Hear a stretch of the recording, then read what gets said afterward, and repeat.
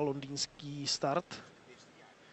No a s Ortegou by tam měli být Pascal Martin Lagarde, Jason Richardson a pozor na Ariese Merite v 8. dráze.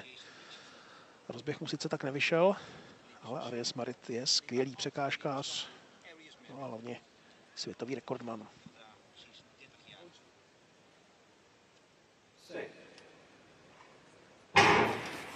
Start v pořádku, velmi dobře odstartoval Jason Richardson, ale dopředu už jde Ortega a výborně běží také Pascal Martin Lagarde. Pascal Martin Lagarde na první pozici, Ortega tam klopí o překážku, aby padl ze hry o vítězství. Pascal Martin Lagarde je první, není! Jason Richardson to zvládl na posledních metrech dostat se ještě před Francouze.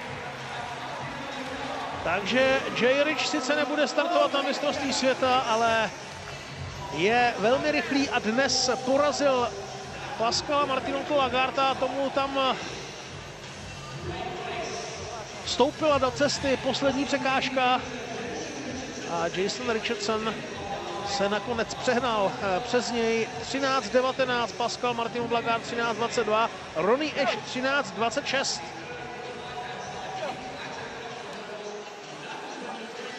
Tady to ještě vypadalo jasně pro Pascala Martina Lagarda.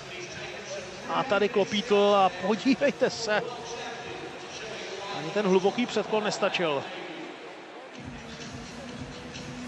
Aries Merit oslavil 30. narozeniny 4. místem.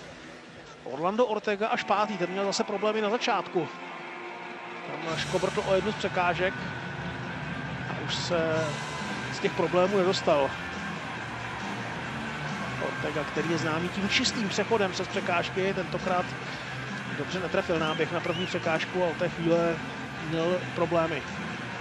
Pascal Martin Lagarde se směje, protože ví, že o vítězství přišel na poslední překážce.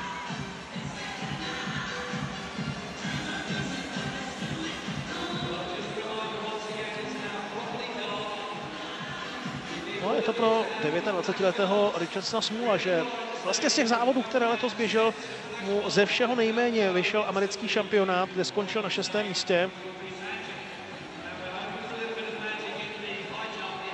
Pekingu tak nenaváže na své výkony z mistrovství světa 2011, kdy vybojoval zlatou medaili. Teď si ovšem připisuje 4 diamantové body, celkem jich má 6. Dotáhl se tím pádem na Orlanda Ortega.